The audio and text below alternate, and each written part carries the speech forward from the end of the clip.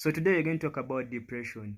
So I know most of you guys were complaining that Mujibi don't want to talk about mental health conditions. So we are going to talk about some mental health on our weekends. So if you want to follow, I will be releasing some videos about mental health condition. So today we're going to talk about depression. So depression is a serious mental health condition that affects millions of people worldwide. Yeah?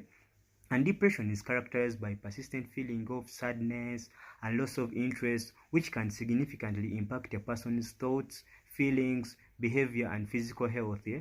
So don't misunderstand depression with occasional feelings of sadness. Yeah? So which is normal. It's normal to feel some bit of sadness in life. Yeah?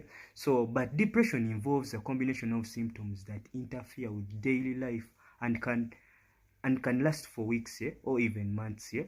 So where does depression come from? So depression is a complex condition with an unknown cause, but is believed to result from a combination of very many factors. Yeah. So we're going to categorize them into 5 different factors. So we are going to first talk about the genetics. So if you have a family history of depression, yeah, so this one can risk you to getting depression. So we are going to also talk about the brain chemistry. So if you have imbalances in neurotransmitters such as serotonin and dopamine, yeah, so this one can also play a role in you getting depression. Yeah. So we are going to also talk about life events. So if you have a stressful or a traumatic experience, yeah, such as loss or abuse or financial difficulties, so this one can also trigger depression.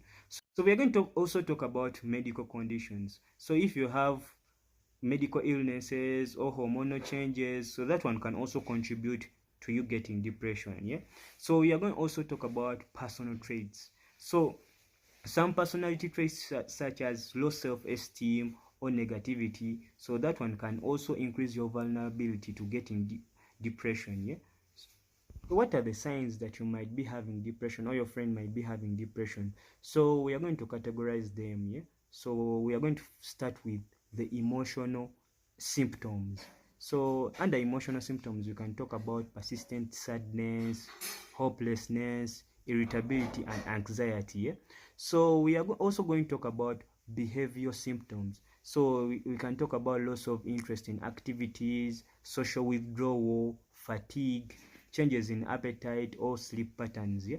So we are also going to talk about cognitive symptoms. So if you're having difficulty in concentrating, feeling worthlessness, guilt, thoughts of death or suicide, yeah? So that one can be among